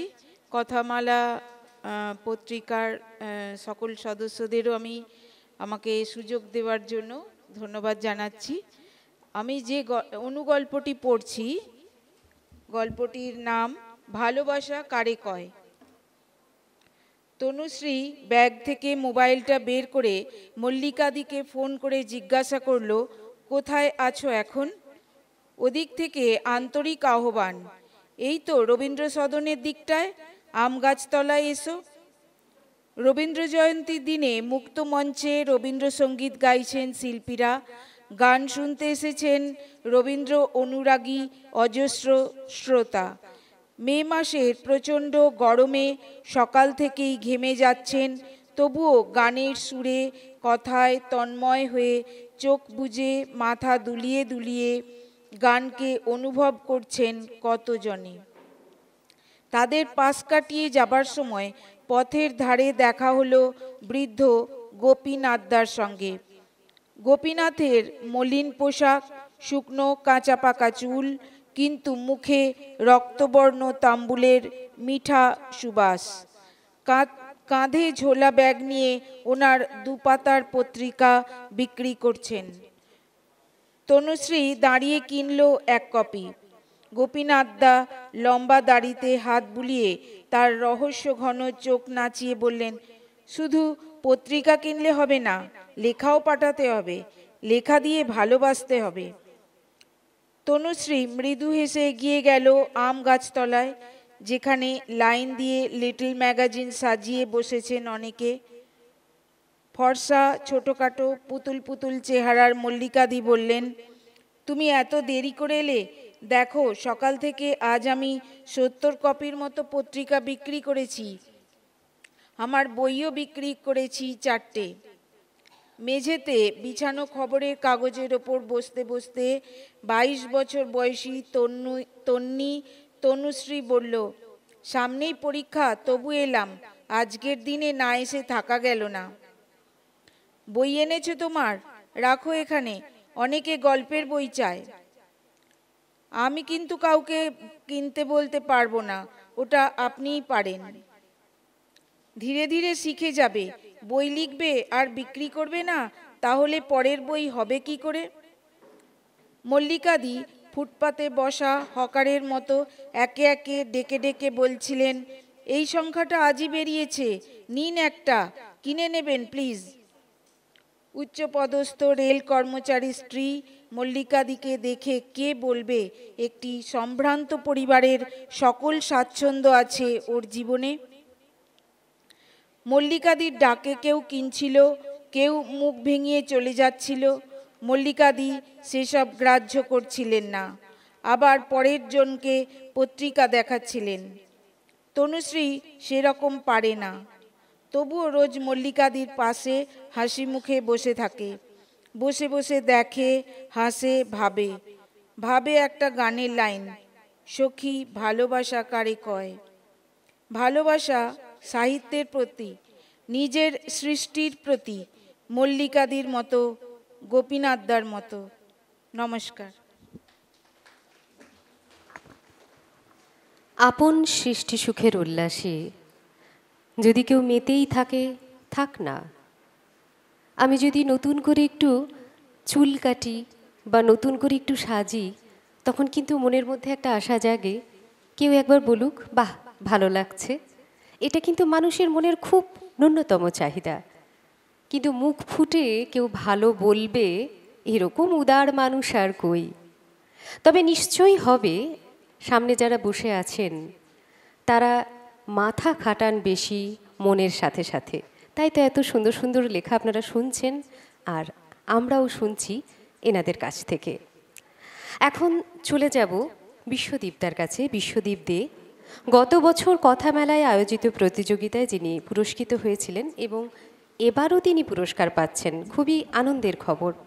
তার একাধিক গ্রন্থ প্রকাশিত হয়ে গেছে, বোঝাই যাচ্ছে তিনি কিন্তু মানুষের মনকে ছুঁতে পেরেছেন। চলুন দেখি এই অনুগল্প পাঠটি আমাদেরকে কতটা ছুঁতে পাচ্ছে। চলে যাচ্ছি বিশ্বদীপদার কাছে। সুপ্রভাত। কথামালা এবং ভাষা ও ভবিষ্যৎকে আমার ধন্যবাদ এবং এখানে উপস্থিত সকলকে প্রণাম, নমস্কার। আমি যে অনুগল্পটি পড়ব তার নাম সাদা পাতা। আমি একজন ফুরিয়ে যাওয়া লেখক, শরীরও ফুরিয়ে এসেছে জানি, আর একটা লাইনও এই জীবনে লিখে উঠতে পারবো না। এখন আমার একটাই কাজ, মৃত্যুর জন্য প্রতীক্ষা করা। কথাগুলো বলে থামলেন প্রবাল সেন। সদ্য তাঁর উপন্যাসের ইংরেজি অনুবাদ বিরাট একটা পুরস্কার পেয়েছে, সেই উপলক্ষে ইন্টারভিউ নিতে আসা আমাদের চ্যানেলের জন্য। অথচ ক্যামেরার সামনে বসা লেখকের চোখ মুখ ভরে আছে অবসাদে। নিজের পুরনো লেখার সাফল্য নয়, নতুন লেখা না আসার বেদনাতেই যেন চোখের তলাতেও কালি। নার্ভের অসুখ রয়েছে, ইদানিং হার্ট ও চোখটাও ভোগাচ্ছে। মৃত্যুর জন্য প্রতীক্ষমান প্রবালের মুখময় অজস্র কাটাকুটি। জানতে চাইলাম, নতুন লেখার চেষ্টা করছি, তবে হচ্ছে না। প্রবাল আঙুল তুলে দেখালেন বালিশের পাশে রাখা সাদা পাতার বান্ডিলটার দিকে। সবচেয়ে উপরের পাতার দিকে চোখ গেল, হাড় হিম সাদা, কুয়াশার মতো যেন। প্রবাল বলে চললেন, অক্ষরেরা ছেড়ে চলে গেছে আমায়, এখন কেবল সাদা পাতার কবর। ওরা আমাকে ডাকছে। ক্যামেরা যে তাক করা, সেদিকে ভ্রুক্ষেপটুকুও নেই তার। লেখকের ছেলে এসে এবার বাধা দিলেন আমাদের, এইটুকুই থাক দাদা, বুঝতেই পারছেন অগত্যা। ইন্টারভিউ নিতে এসে বাইক নিয়েই ফিরতে হচ্ছে। ঘর থেকে একে একে সকলেই বেরিয়ে এলাম। বাইরে থেকে জোলো হাওয়া ভিতরে ঢুকলো, বৃষ্টি হতে পারে। বেরোবার আগে দেখলাম প্রবাল বসে রয়েছেন খাটের ঠিক মাঝখানে, দুই চোখ বোঝা, যেন অকস্মাৎ ধ্যানস্থ হয়েছেন। সিঁড়ি দিয়ে নামছি, ওর ছেলে বললেন, মানুষটা যেন ক্রমেই অচেনা হয়ে যাচ্ছে, কেবলই সাদা পাতার গায়ে হাত বুলোয় আর কি বিড়বিড় করে, যেন প্রার্থনা করছে। ওকে এত কষ্ট পেতে দেখতে আমাদের শরীর মন দুই পাতাগুলো সরিয়ে রাখলে হয় না? পাগল, সরাতে দেবে নাকি? হঠাৎই উপর থেকে একটা আর্তনাদ ভেসে এলো, সম্ভবত লেখকের স্ত্রীর। তীক্ষ্ণ সেই স্বর যেন আমাদের ভেদ করে মাটির নিচ পর্যন্ত চলে গেল। দৌড়ে উঠলাম উপরে, আর লেখকের ঘরের দরজায় দাঁড়াতেই চোখে পড়ল একটা আশ্চর্য দৃশ্য। জানলা দিয়ে আসা ঝোড়ো হাওয়ায় সাদা পাতাগুলো লেখককে ঘিরে পাক খাচ্ছে পাগলের মতো, অথচ ঘরের চারপাশে হাওয়ার সেই প্রাবল্য নেই। কয়েক সেকেন্ড মাত্র, আচমকাই সব পাতা খসে পড়ল ফের, কিন্তু লেখককে কোথাও দেখা গেল না। ওই সাদা পাতাগুলির ভিতরেই কোথাও চলে গিয়েছেন প্রবাল সেন। এ যেন তাঁর জীবনের শেষ স্বপ্ন। সেই স্বপ্নে আমাদের ভূমিকা কেবলই দর্শকের। নমস্কার। একটি বইয়ে পড়েছিলাম, মানুষের মনের অবস্থা বোঝার জন্য তাকে বিশেষ কিছু কথা না বলে তার সামনে একটি সাদা কাগজ আর একটি কলম দিলেই সে যেভাবে আঁকিবুকি কাটবে, তাতে কিন্তু তার মনের মানসিক অবস্থা বোঝা যায়। এই গল্পটি শুনে আমার অনেকটাই সেরকমই মনে হলো। যদিও আলোচনার জন্যে আমরা রিমি মুসুদ্দি মহাশয়াকে পেয়েছি, তবে এখন আরও একটি অনুগল্প শুনে নেব সুব্রত নাগ মহাশয়ের কাছ থেকে, যিনি সুদূর বীরভূম থেকে এসেছেন। নতুন করে পরিচয় দেবার কিছু নেই, একাধিক পুরস্কারে পুরস্কৃত এবং যিনি অনেক ছোট থেকেই লেখালেখি করছেন। চলুন আসুন শুনে নিই বীরভূমের রাঙামাটির এই লেখকের অনুগল্প, সুব্রত নাগের মহাশয়ের কণ্ঠে একটি অনুগল্প। নমস্কার, উপস্থিত সুধীবৃন্দকে আমার প্রণাম এবং শুভকামনা। আমার অনুগল্পের নাম মন খারাপ। আমার মন খারাপ, খুব খারাপ। ঠিক আজকেই যে আমার মন খারাপ এমনটা নয়। গতকালও আমার মন খারাপ ছিল, গত পরশুও ব্যতিক্রম ছিল না। এমনকি আগামী কয়েকদিনও যে আমার মন ভালো থাকবে সেটাও নিশ্চিত করে বলা যায় না। ওয়েদারের সঙ্গে নাকি মন ভালো খারাপের একটা নিগুড় সম্বন্ধ আছে। রোদ ঝলমলে আবহাওয়ায় যখন পরিষ্কার নীল আকাশ হাসে, তখন নাকি অনেকের মন ভালো থাকে। আবার মেঘলা স্যাঁতস্যাঁতে বিষণ্ণ সকালে তাদের মন গোমরা হয়ে যায়। আমার অবশ্য এরকম ধরা বাঁধা কোনো নিয়ম নেই। আমার গ্রীষ্ম বর্ষায় তো মন খারাপ হয়ই, শরৎ শীত এমনকি বসন্তেও ভারী হয়ে থাকে মনের কানাগলি। ক্রিকেট খেলায় ভারত হেরে গেলে আমার মন খারাপ হয়। আবার মাস পয়লায় ব্যাংক থেকে স্যালারি ঢোকার মেসেজ এলেও মন খারাপ হয়। ফুটবলে ইস্টবেঙ্গল হারলে মন খারাপ হয়। তেমনি নামি রেস্টুরেন্টে ভারী পর্দার আড়ালে জমে থাকা গোপনীয়তায় গার্লফ্রেন্ডকে চুমু আর অন্যান্য নিরামিষ আদর করলেও আমার মন ভালো হয় না। আমার চেনা জানা বেশ কয়েকজন নামি দামি সাইকিয়াট্রিস্ট আছেন, তাদের কাছে ঘুরিয়ে ফিরিয়ে নাম লেখাই, দেখাই। আমার মুখ চেনা হয়ে গেছে তাদের। কেস হিস্ট্রি জানার ফলে বিশেষ পাত্তা টাত্তা দেন না। মুখে প্রফেশনাল হাসি ঝুলিয়ে আমার বক্তব্য শোনেন। খসখস করে অ্যান্টি ডিপ্রেশনের দু একটা ট্যাবলেট দেন, আর মোটা ফিসটা হাতে নিয়ে ড্রয়ারে ভরে রাখেন।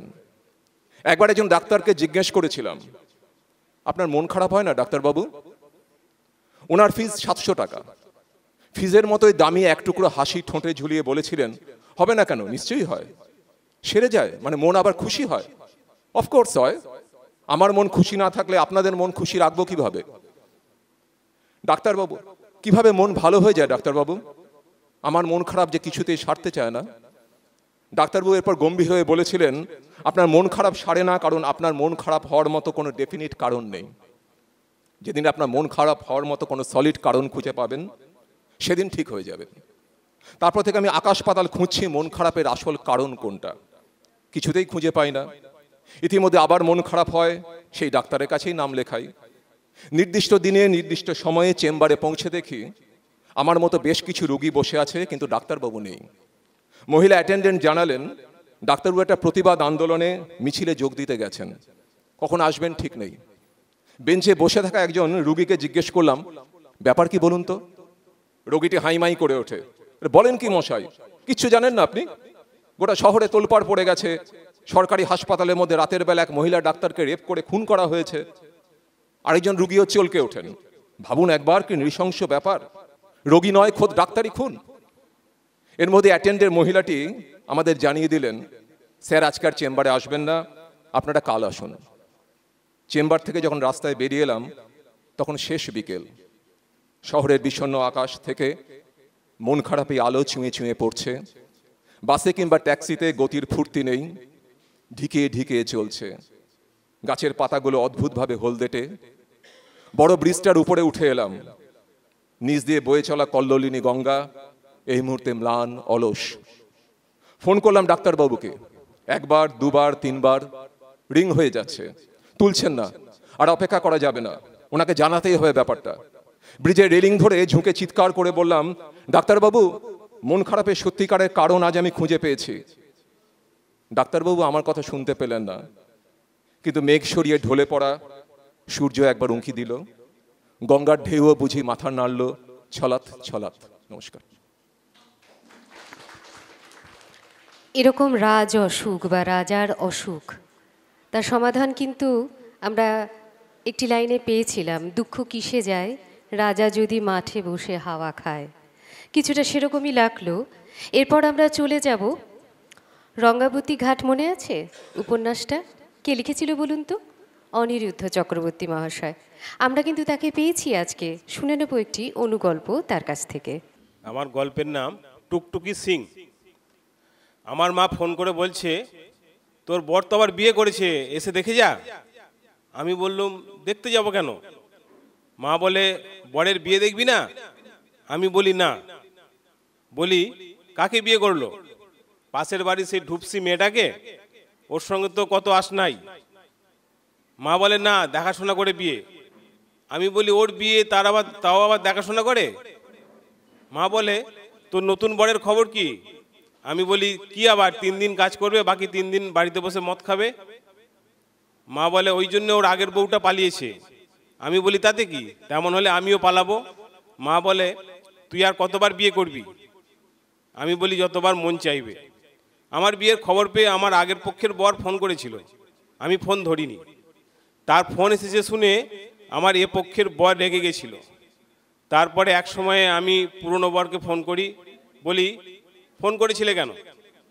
সে বলে, তোকে দেখতে ইচ্ছে যাচ্ছিল, তুমি আর ফোন করবে না।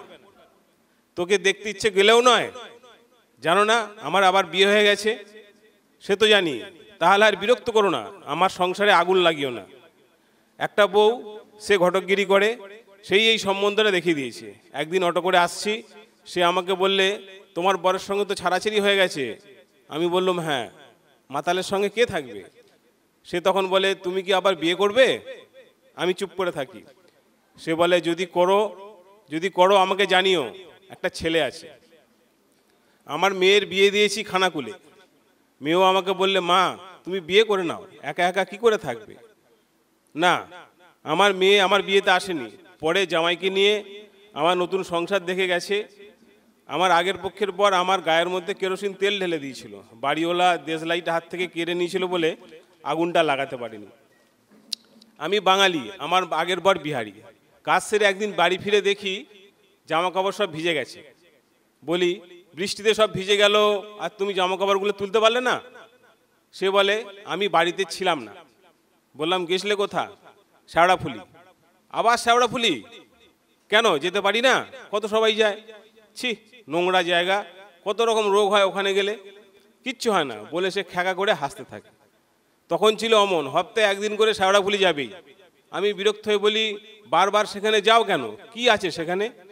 সে বলে, তুই একটা মেয়ে মানুষ হয়ে কি বুঝবি কি আছে সেখানে? আমার নতুন বরটা কাজ ছেড়ে দিয়েছে। ও স্থায়ী শ্রমিক ছিল না, ঠিকা কাজ করত। তবুও মাসের মধ্যে 10 দিন কাজ পেত। এখন ছেড়ে দিয়ে একদম বাড়িতে বসে, সংসার চলে না, ওর শরীরও চলে না। আগের বরের আর যাই হোক শরীরখানা সচল ছিল, আর এই একদম অচল। আমি আবার আয়ার কাজ নিয়েছি, তবে এই আয়ার কাজ আগের মতো নয়। এই আয়ার কাজ আমি শেওড়াফুলিতে করি।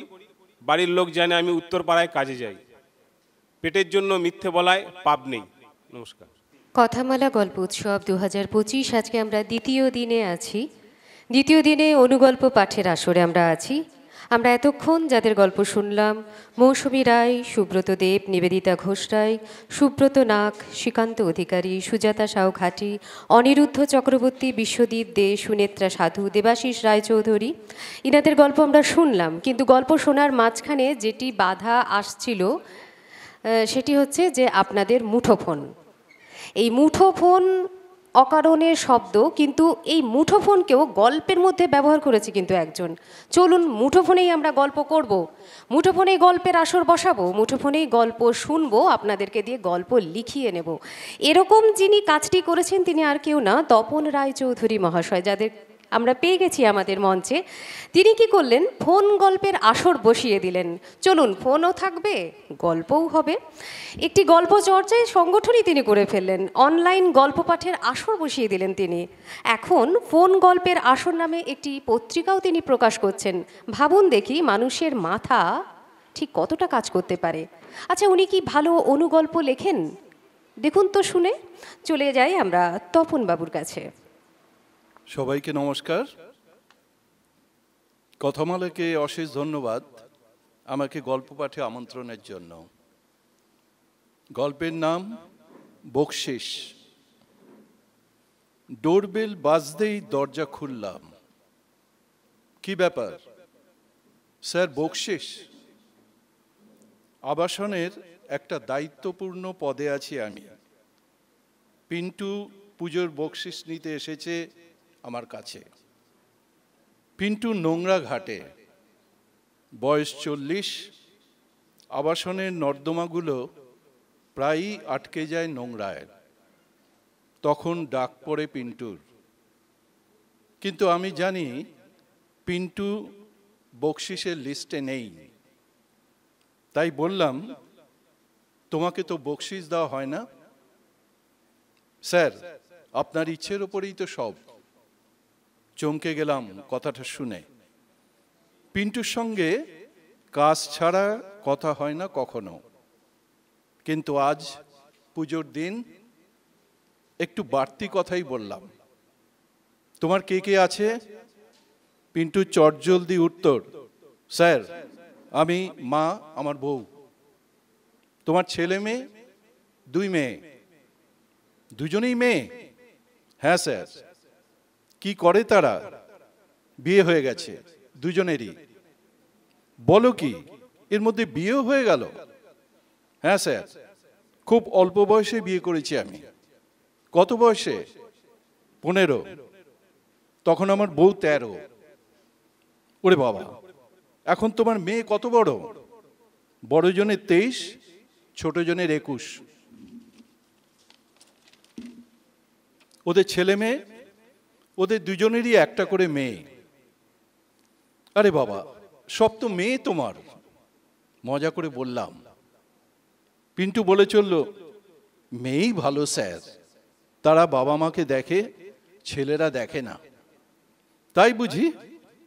পিন্টু বলল, দেখুন না স্যার, আমরা 4 ভাই, আমি বড়। ভাইরা সব বিয়ে করে আলাদা হয়ে গেছে। কেউ দেখে না মাকে, খোঁজও নেয় না। মা আমার কাছেই থাকে, তাহলে তুমি তো ছেলে, তুমি তো দেখছো মাকে। ওটাই তো ভয় স্যার, ছেলেদের মধ্যে বিষ জন্মায়, গভীর বিষ। তাই তো ভগবানকে বলি, আমাকে ঠিক রেখো মাগো। পিন্টু দুহাত জোর করে নিষ্ঠা ভরে তার আকুতি জানায় ওপরের দিকে তাকিয়ে। হঠাৎ মোবাইল বেজে উঠল পিন্টুর। তড়িঘড়ি করে সে মোবাইল বের করে পকেট থেকে। তারপর দুরন্ত উচ্ছ্বাসে বলে ওঠে, স্যার, ছোট মেয়ে, 1 মিনিট স্যার। কথা শেষ না করে পিন্টু মোবাইলে কথা বলতে শুরু করে। হ্যাঁ বল রে মা, কি এসে গেছিস? ভালো আছিস তো? পুটু ভালো আছে তো? আর দিদিকেও বল না আসতে। হ্যাঁ হ্যাঁ হ্যাঁ, আমি বাজার ঘুরে আসছি। উদ্ভাসিত পিন্টুর মুখমণ্ডল। দ্রুত লয়ে সিঁড়ি দিয়ে নামতে থাকে সে। আমি চেঁচিয়ে উঠলাম, পিন্টু তোমার বকশিস? তখন আর পেছন ফিরে তাকানোর ফুরসত নেই পিন্টুর। নিচে নামতে নামতেই চেঁচিয়ে বলে ওঠে, ওটা রেখে দিন স্যার, পুজোর পরে নেব। এখন উমা এসে গেছে আমার ঘরে। নমস্কার।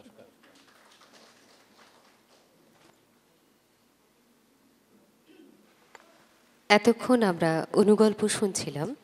এবারে যে কটি অনুগল্প আমরা শুনলাম তার একটু আলোচনা করার জন্যে আমরা আজকে মঞ্চে পেয়েছি বিশিষ্ট সাহিত্যিক রিমি মুসুদ্দি মহাশয়াকে। আমরা অনুরোধ করব তিনি এই কটি ছোট গল্পের একটু আলোচনা করুন। রিমি মুসুদ্দি মহাশয়া।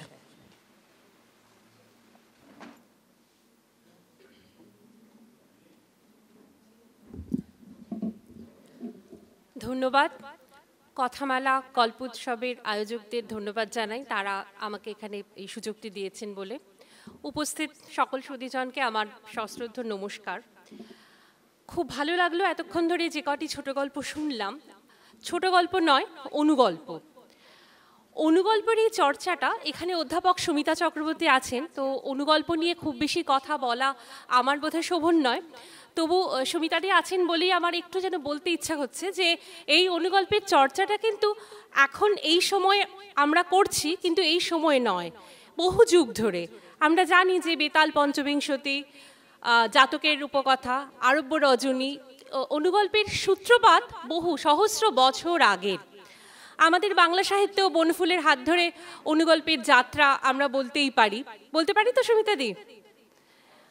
আর দ্বিতীয়, পাশ্চাত্যেও আমরা পেয়েছি, ওহেনরির কিছু অনুগল্প পেয়েছি, কাফকার পেয়েছি। তো সেই অনুগল্পকে আবার নতুন করে নিয়ে আসা, এটা একটা খুব সাধু উদ্যোগ। সেই জন্য আমি উদ্যোক্তাদের ধন্যবাদ জানাই। ছোট গল্প আর অনুগল্পের মধ্যে একটা পার্থক্য আছে। ছোট গল্প যেমন অনেকটা কথা বলার কোনো আমাদের মাত্রা থাকে না। আমরা পড়েছি যে the old man and the sea, সেটাও একটা ছোট গল্প, সেটা একটা গল্প, ছোট গল্প নয়, গল্প। অনুগল্পের ক্ষেত্রে যেহেতু একটা শব্দ সংখ্যা সীমাবদ্ধতা থাকে, এই সীমাবদ্ধতার মধ্যে একটা মনের ভাবকে ব্যক্ত করা বা একটা কথা বলা, গল্প মানে তো কিছু বলা, কোনো ঘটনার মধ্যে দিয়ে আসলে একটা কথা বলা, এই কথাটা এখন যারা এইমাত্র অনুগল্পগুলি পাঠ করলেন খুব অসাধারণভাবে উপস্থাপন করেছেন।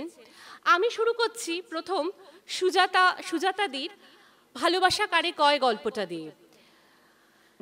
এই গল্পটার সাথে আবার আরেকটা গল্প বিশ্বদীপদের, এরপরেই আমি বলবো সাদা পাতা।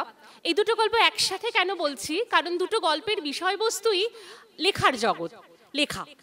সেই জন্য কোথাও দুটো গল্পটা এক, কিন্তু উপস্থাপনায় আলাদা, বিষয় আলাদা। এই ভালোবাসা কারে কয়তে সুজাতাদি লিখেছেন যে ভালোবাসা তো অনেক কিছুর প্রতি হয়। তনুশ্রী নতুন তরুণ প্রজন্মের একজন লেখিকা, যে লিখতে এসেছে, পত্রিকা করছে, সে পুরনো সময়ের বহুদিন ধরে লিখে চলা দুজন লিটল ম্যাগাজিনের লেখক, নন্দনে যাদের সঙ্গে দেখা হয়েছে, গোপীনাথ এবং মল্লিকাদি, তাদের কাছে তারা নিজ নিজ ক্ষেত্রে তাদের অন্য পরিচিতি, অন্য ব্যস্ততা, কিন্তু তারা যখন তাদের পত্রিকা নিয়ে বা বই নিয়ে যখন আসছেন, বিক্রি করছেন, তখন বোঝা যাচ্ছে না যে তারা আসলে কোন পেশায় আছেন। এখানে কি শুধু বিক্রির জন্য তারা এসেছেন? না, পাঠকের কাছে নিজেরা যেটা বলতে চাইছেন, একজন লেখক লেখে কেন, তিনি কিছু বলতে চান।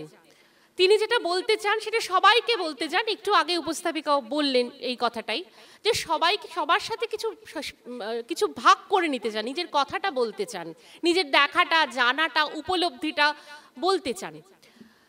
এই বলার প্রতি যে ভালোবাসা, কিভাবে যে লেখাটা আরো অনেক মানুষের কাছে পৌঁছে দেওয়া, পত্রিকা বিক্রি করা, লেখা বিক্রি করা, বই বিক্রি করা।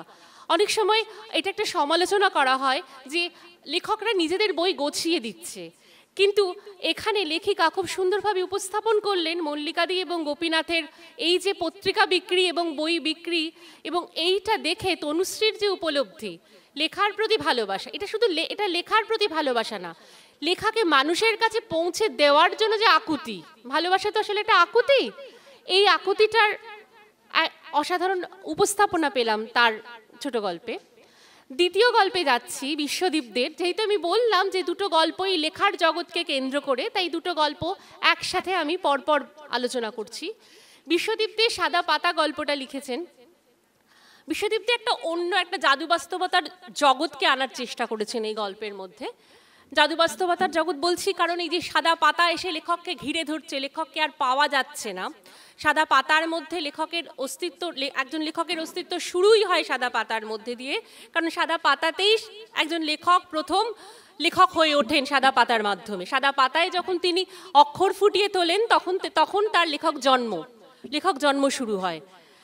পরবর্তীকালে যখন তিনি লিখতে পারছেন না, তার তখনকার বিষণ্ণতা থেকে তার মৃত্যু, মানুষের মৃত্যু, লেখকের মৃত্যু কোথাও যেন এখানে এক হয়ে গেল। একজন লেখক যখন লিখতে পারছেন না, শুধু সাদা পাতাটাই রয়ে গেছে তার কাছে, সেই মৃত্যুটাকে কোথাও একটা বিশ্বদীপ মিলিয়ে দিয়েছেন একটি মানুষের মৃত্যুর সঙ্গে। সেই কারণে বিশ্বদীপ গল্পটি শেষ করছেন এইভাবে যে লেখককে আর দেখা যাচ্ছে না, সমস্ত সাদা পাতারা ঘিরে ধরেছে লেখককে এবং লেখক মিলিয়ে গেছেন সাদা পাতায়। এখানেই আমি জাদু বাস্তবতা কথাটা বলছি, কারণ প্রকৃতপক্ষে তো কেউ মিলিয়ে যায় না। এই মিলিয়ে যাওয়াটা একটা রূপক, এই রূপকটা ব্যবহার করেছেন বিশ্বদীপ বোঝাতে। লেখকের জন্ম, লেখকের জীবন, সাদা পাতা, বা এখন যদিও আমরা সাদা পাতা ব্যবহার করি না, আমরা স্ক্রিন ব্যবহার করি, একটা সাদা স্ক্রিন, দুটোই একই রূপক। এই দুটোই কোথাও একজন লেখকের জন্ম আর মৃত্যুর সঙ্গে গভীরভাবে সম্পৃক্ত। এবার আসি তৃতীয় গল্পে, সুনেত্রা সাধুর চক্কা পানি। এই গল্পটায় তাহের আলী তার একমাত্র শখ, তার ঘর আলো করে একটা বেটা আসবে এবং তাকে সে বিভিন্ন ধরনের জল চেনাবে, একমাত্র এটাই তার উদ্দেশ্য। তাই তার প্রথম স্ত্রীর প্রতি মারা যাওয়াতে তার খুব একটা দুঃখ হয় না, কারণ সেই স্ত্রী যেহেতু কোনো সন্তান দিতে পারেনি। দ্বিতীয় স্ত্রীকে সে মোবাইল কিনে দেয়, কিন্তু যখন দ্বিতীয় স্ত্রী বাপের বাড়ি যেতে চায় সেই মোবাইলটা নিয়ে, এবং তাহের আলী কোথাও বুঝতে পারে যে সন্তান আসতে চলেছে, সেটা হয়তো তার সন্তান নয়, কিন্তু ওই যে একটা মানুষের প্রথম থেকে একটাই উদ্দেশ্য, সে জল ভালোবাসে, সে নিশ্চিত জল ভালোবাসে, সেটা লেখিকা লেখেননি, কিন্তু এই যে বিভিন্ন জলের প্রতি তাহের আলীর যে একটা ভালোবাসা, যা আমরা ভালোবাসি তাই আমরা চাই অন্যকে চেনাতে, আত্মজকে চেনাতে। তাহের আলী চাইছে তার ভালোবাসাটা, তার আত্মজকে সে চেনাবে, তার ঘরে একটা বেটা আসবে যার কাছে সে জল চেনাবে, বিভিন্ন পানি চেনাবে। শেষ পর্যন্ত সে কি চিনতে পারে তার স্ত্রী আয়েশার চোখের পানি? এখানেই গল্পটা শেষ হচ্ছে। এবং এই যে প্রকৃতির জলের সাথে মানুষের অশ্রু মিলে যাওয়ার একটা ছোট গল্প, এই গল্পটার মুন্সিয়ানা আমাকে মুগ্ধ করেছে। দ্বিতীয় গল্পটি রূপান্তর। রূপান্তর গল্পটি পড়েছেন দেবাশিস রায়চৌধুরী। এখানেও দেবাশিস একটি রূপকের আশ্রয় নিয়েছেন। এই গল্পটা শুনতে শুনতে আমার বাণী বসুর কাটাচুয়া গল্পটার কথা মনে পড়ে গেল, যদিও সেই গল্পের তীব্রতা আরও অনেক বেশি গভীর, এই গল্পটিও গভীর। কাটাচুয়ার গল্পটা কেন বলছি, কারণ এই যে দেবাশিস রায়চৌধুরী যখন রূপান্তর গল্পটা লিখছেন, একটি মেয়ে সে যাচ্ছে চার্চের দিকে এবং কিছু ছেলেদের দ্বারা বাইক আরোহীর দ্বারা সে যখন লাঞ্ছিত হচ্ছে, সেই লাঞ্ছনাটা অদ্ভুতভাবে রূপকে পরিবর্তিত হয়ে যাচ্ছে। তার শরীরের ভেতর থেকে শুঁয়োপোকা বেরোচ্ছে এবং সেই শুঁয়োপোকারা সেই লাঞ্ছনাকারীদের আক্রমণ করছে। এই জায়গাটা বাস্তবে তো তা হয় না। বাস্তবে এই লাঞ্ছনাকারীরা তাদেরকে আক্রমণ করার কেউ থাকে না, কিন্তু লেখক কল্পনায় ভাবছেন, ঠিক যেভাবে আমার মনে হয়েছিল যে বাণী বসুর কাটাচুয়া গল্পতে যিনি লাঞ্ছনা করছেন তারা প্রত্যেক একটা কাঁটার দ্বারা, অদৃশ্য কাঁটা তাদের হত্যা করে যাচ্ছে। এই গল্পটাও পড়ে আমার সেই গল্পটার কথাও কিছুটা মনে পড়ল, যদিও এই গল্পটার উপস্থাপনা একেবারেই আলাদা। এখানে শুঁয়োপোকা এবং প্রজাপতির একটা অনুষঙ্গ রয়েছে, এবং শুঁয়োপোকা এখানে যেন অস্ত্র, কারণ শুঁয়োপোকার কারণে লাঞ্ছনাকারীরা পিছিয়ে আসছে, তারা ভয় পাচ্ছে। গল্পকার দেখাননি যে মেয়েটি লাঞ্ছিত হলো তার কি পরিস্থিতি। গল্পকার এদিকে জোর দিয়েছেন যে এই যে শুঁয়োপোকার মাধ্যমে আসলে লাঞ্ছনাকারীরা, মানে সমাজের লাঞ্ছনাকারীরা শেষ পর্যন্ত কোথায় গিয়ে দাঁড়ায়, এরকম একটা ভাবনা চোখে আঙুল দিয়ে গল্পটি দেখিয়ে দেয়। এরপরে আমি আলোচনা করব তপন রায়চৌধুরীর বকশিস গল্পটি নিয়ে। পুজোর বকশিস চাওয়ার জন্য পিন্টু এসেছে, কিন্তু যখন তার সন্তান, তার মেয়ে আসছে, আমাদের বাঙালির চিরন্তন ভাবনায় কন্যাকে আমরা উমা ভাবি। আমাদের দুর্গা পুজোটাই সেভাবে, সারা ভারতবর্ষে দুর্গা পুজো একটা অন্য আঙ্গিকে হয়, কোথাও এই ভাবনাটা থাকে না। আমি নিজে উত্তর ভারতে দীর্ঘ কয়েক বছর থেকেছি, ব্যাঙ্গালোরে থেকেছি। দুর্গা পুজোর ভাবনা কখনো এভাবে আসে না, মেয়ে বাপের বাড়ি আসছে, এই ভাবনাটা আমাদের বাঙালির আরোপিত। উমা আসছে বাপের বাড়িতে, এই ভাবনাটা শুধুমাত্র একটা শ্রেণীর মধ্যে সীমাবদ্ধ নয়, আপামর বাঙালি, সমস্ত বাঙালি, সমস্ত পেশার মানুষ একইভাবে ভাবেন। তাই পিন্টু যে ময়লা পরিষ্কার করে, পুজোর সময় যে বকশিস নিতে আসে, এই দৃশ্যটা আমাদের সকলের চেনা।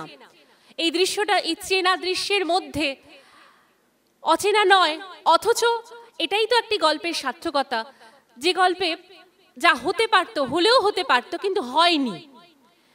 এখানে আমি গল্পটাকে সার্থক বলবো, কারণ এই দৃশ্যটা ভীষণভাবে চেনা, যে বকশিস নিতে আসছে। পুজোর আগে সবাই আমাদের কাছে বকশিস, যারা আমাদের কাজের সহায়ক তারা বকশিস নিতে আসেন, কিন্তু এখানে পিন্টুর কাছে যখন তার মেয়ের ফোন এলো, তখন তার মনে হলো উমা ঘরে এলো, এটাই আমার সবচেয়ে বড় বকশিস। বকশিস গল্পটার সার্থকতা আমার এখানেই মনে হলো। শেষ আলোচনা করব অনিরুদ্ধ চক্রবর্তীর টুকটুকি সিংয়ের গল্প। টুকটুকি সিং যেন আমার মনে হলো অনিরুদ্ধ এমনভাবে এঁকেছেন, তাকে এমনভাবে বর্ণনা করেছেন যে একটি দ্রোহের নাম। সমাজে যেমন পুরুষদের অধিকার আছে অনেকগুলো বিবাহ করার, নিজের মতো করে বাঁচার, টুকটুকি সিংহ যেন কোথাও নিজের মতো করে বাঁচতে চাইছে। যদিও সে বাঁচায়, সে সফল হচ্ছে না। প্রথম স্বামীর থেকে যে দ্বিতীয় স্বামীর কাছে সে সুখী তা নয়, সে কি সুখের জন্য বিয়ে করছে? আমাদের গল্পটা শুনতে শুনতে তা মনে হচ্ছে না। আমাদের গল্পটা শুনতে শুনতে মনে হচ্ছে সে নিজেকে একটা প্রতিস্পর্ধী ভাবছে। সে যে ভাবছে খুব সচেতনভাবে তা নয়, তার মনে হচ্ছে যখন পুরুষরা পারেন তাদের ইচ্ছে মতো জীবনযাপন করতে, সেও পারে। সেই যাপনে তার দুর্ভোগ আছে, কষ্ট আছে, যন্ত্রণা আছে, তবুও সে যেন তার থেকে মুক্ত হয়ে আরও একটা প্রতিস্পর্ধী জীবনের দিকে যাচ্ছে।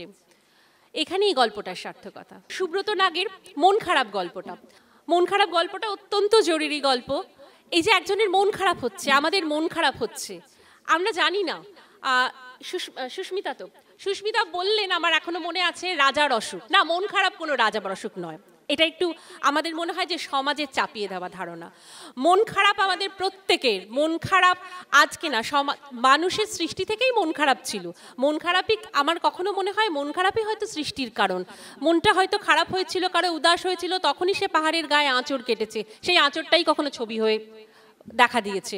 সেখান থেকেই প্রথম গুহালিপি শুরু হয়েছে। মন খারাপ প্রয়োজনীয়, আবার মন খারাপ অনেক সময় আমরা তো জানি যে যা কিছু অতিরিক্ত তাই বিষ। প্রয়োজনের অতিরিক্ত মন খারাপ হলে তা হয়তো সে বিষবৎ, তা হয়তো মানুষের শরীরকেও বিষিয়ে দেয়।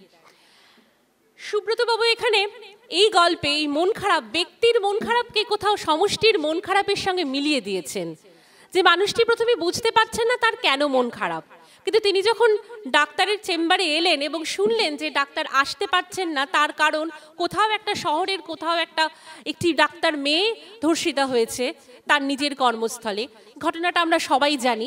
এই ঘটনাটাকে তিনি ব্যবহার করেছেন, আবার এই ঘটনাটাই এই গল্পের উপজীব্য তা নয় বলে আমার মনে হলো যে এই যে সমষ্টির মন খারাপের সঙ্গে প্রকৃতির এই যে বিকেল হওয়া, উদাস হওয়া এবং ডাক্তারের না আসা, সবটা মিলেমিশে যিনি খুঁজে পাচ্ছিলেন না মন খারাপের কারণ, তিনি খুঁজে পেলেন।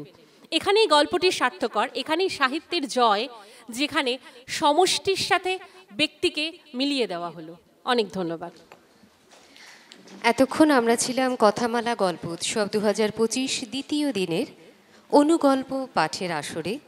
অনুগল্পগুলি আমরা শুনলাম এবং তার আলোচনাও শুনলাম। সঙ্গে আমি ছিলাম সুস্মিতা আপনাদের সাথে।